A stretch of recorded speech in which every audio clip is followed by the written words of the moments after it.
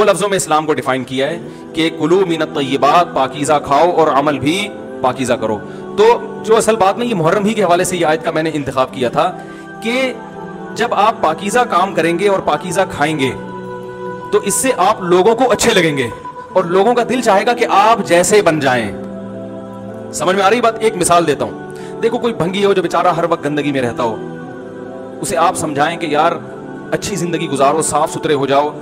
آپ نے کسی دن اس کو نہلا دیا, بہترین کپڑے ڈیٹول سے نہلایا, سروس کروائی, کیونکہ ظاہر ہے وہ اتنے دنوں سے ایک کام کر رہا ہے تو وہ سروس کے بغیر دھلے گا نہیں. سروس کروائی آپ نے اس کی, خوب نہلا دھلا کے اس پہ اسپرے چھڑک دیا آپ نے, اور 3 دن تک کنٹینیو یہی کام کیا, تو آپ مجھے بتاؤ اس کو برا فیل ہوگا یا اچھا فیل ہوگا؟ کہے گا یار بڑا مزہ آیا. اس کے دل میں اپنے کام سے نفرت پیدا ہونا شروع ہو جائے گی. تو اچھی چیز میں, اچھی طہارت میں, پاکی میں اللہ نے اٹریکشن رکھی ہے. جیسے صاف ستھرا آدمی اچھا لگتا ہے, گندا اچھا لگتا ہے؟ صاف ستھرا اچھا لگتا ہے.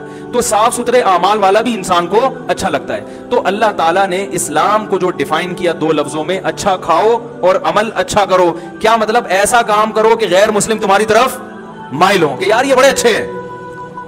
تو کوئی ایسی رسم اسلام میں جس کو دیکھ کر وحشت ہوتی ہو, اس کا مطلب ہے وہ اسلام, بولو بھائی, نہیں ہے.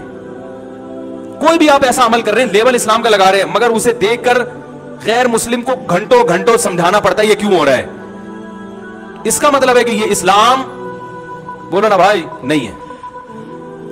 تو آپ مجھے بتاؤ محرم میں جو کچھ ہو رہا ہے, کیا یہ غیر مسلم کو اسلام کی طرف مائل کرے گا؟ یہ عمل ہے بھائی؟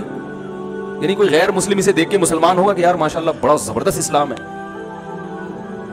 افسوس ہمیں اس پر ہے کہ دیکھو جن کا مسلک ہے, جن کا فقہ ہے, وہ جو کچھ کر رہے ہیں انہیں کرنے دو. اپنے بارے میں یہ فیصلہ کرو کہ ہم سنی ہیں یا شیعہ ہیں. فرقے شروع سے چلے آ رہے ہیں نا, شیعہ اور سنی. ختم کرنا تو ممکن نہیں ہے. تو حضرت عیسیٰ علیہ السلام جب نازل ہوں گے تو تلوار کی زور سے تمام فرقوں کو ختم کر دیں گے. تو جو کام عیسیٰ علیہ السلام کا ہے وہ خود کرنے کی کوشش نہ کرو, جو حضرت مہدی کا کام ہے وہ خود کرنے کی کوشش نہ کرو. ہم کسی فرقے کو ختم نہیں کر سکتے, لیکن ہم اپنے آپ کو ڈیفائن کر سکتے ہیں. ہم یہ بتا سکتے ہیں کہ ہماری رائے میں صحیح کیا ہے. تو میرے بھائی, نبی صلی اللہ علیہ وسلم نے فرمایا 73 فرقوں میں سے ایک جنتی ہے. تو یا تو ادھر چلے جاؤ, یا بولتے کیوں نہیں, ابھی نہیں بول رہے تو پھر عمل کیسے کرو گے؟ یا تو پورے ادھر چلے جاؤ یا پورے ادھر آ جاؤ.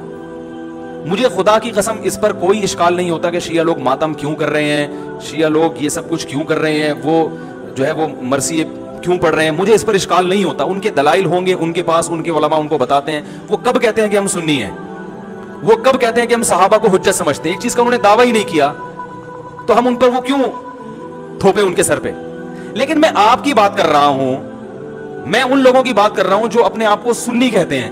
تو بھائی پھر سنی ہو تو جو اہل سنت والجماعت کے جو چاروں مکاتب فکر ہیں, حنفی, مالکی, شافعی, حنبلی, اہل سنت کے ہیں نا, ان کی کتابوں میں کہیں بھی اس طرح کی کوئی چیز, بولو بھائی, نہیں ہے. ماتم کرنا اہل سنت کے ہاں جائز نہیں ہے.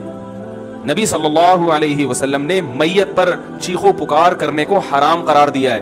نوحہ کو جو میت پہ رونا پیٹنا ہوتا ہے, گریبان چاک کرنا, اس عمل پر آپ صلی اللہ علیہ وسلم نے لعنت فرمائی ہے. صحیح بخاری صحیح مسلم کی حدیثیں ہیں. حضرت جعفر طیار رضی اللہ تعالی عنہ نبی کے سگے چچا زاد بھائی, میدان جنگ میں شہید ہوئے. 4 بیویاں بیوہ ہوئی ہیں, چھوٹے چھوٹے بچے یتیم ہو گئے. آپ نے ان کی بیویوں کو زور سے رونے کی اجازت نہیں دی. اتنا غضبناک ہوئے, جب وہ باز نہیں آئے آپ نے فرمایا ان کے منہ پہ خاک پھینک دو. حالانکہ بیوہ ہوئی ہیں, قابل ترس ہیں, لیکن چیخ کے رونے کی اجازت, حالانکہ وہ تو اہل بیت میں سے تھے. حضرت جعفر طیار ظلمن شہید ہوئے تھے. ہماری نظر میں حضرت حسین رضی اللہ تعالی عنہ کا قتل کربلا میں یہ تاریخ کا بدترین ظلم, اس لیے بدترین ظلم کہ آپ غیر مسلموں کے ہاتھوں شہید نہیں ہوئے, بلکہ ان لوگوں کے ہاتھوں شہید ہوئے جو اپنے آپ کو مسلمان کہتے تھے, اور مسلمانوں کی قیادت اس وقت ان کے ہاتھ میں تھی, حکومت ان کے ہاتھ میں تھی.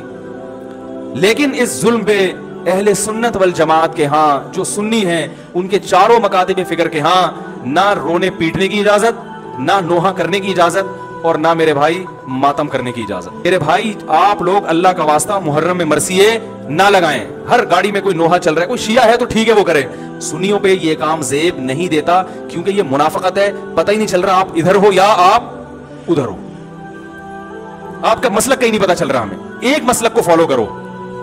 ہمارے ہاں محرم منحوس مہینہ نہیں ہے, ہمارے ہاں محترم مہینہ ہے, مبارک مہینہ ہے. امہات المومنین میں سے بعض کی اس مہینے میں شادی ہوئی ہے. ہم شہادت کو نحوست نہیں سمجھتے. 10 محرم پہلے سے مبارک تھا, حضرت حسین کی شہادت کی وجہ سے اور مبارک بن گیا, منحوس نہیں بنا. شہادت مبارک عمل ہے, منحوس نہیں ہے. ہم اس مہینے میں کالے کپڑے نہیں پہنیں گے. ہم اس مہینے میں خوشیاں منانے کو جائز سمجھتے ہیں. لوگ کہتے ہیں ان کو حسین سے محبت نہیں ہے. محبت کا جو طریقہ حسین نے بتایا اس طریقے پہ عمل کرنا حسین سے محبت ہے. جو طریقہ حسین سے ثابت نہیں ہے اس طریقے پہ محرم کو منانا یہ محبت کا طریقہ ہماری رائے میں نہیں ہے. سمجھ میں آ رہی ہے بات کہ نہیں آ رہی ہے؟ اور ایک میں وضاحت کر کے بیان کو ختم کروں. بھائی یہ کوشش کریں گے نا اس کی, محرم نہ منحوس مہینہ ہے, نہ اس میں بلائیں نازل ہوتی ہیں, اس میں خوشیاں منانا بھی جائز ہے, اس میں نکاح کرنا شادی کرنا بھی درست ہے. یہ جو مشہور ہے محرم کی شادی ناکام ہوتی ہے 100% غلط ہے. جو شیعہ حضرات ہیں وہ بچیں اس سے.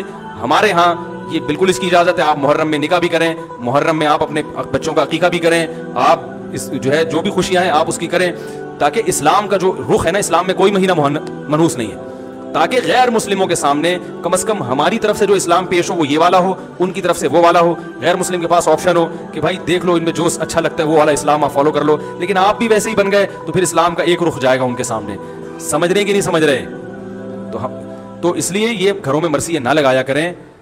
میتوں پہ نوحہ کرنا, غم منانا ہماری شریعت میں پسندیدہ. 3 دن تک تعزیت ہے بس, اس کے بعد نہیں. اور عورت کے لیے شوہر کے مرنے پر 4 مہینے 10 دن عدت ہے.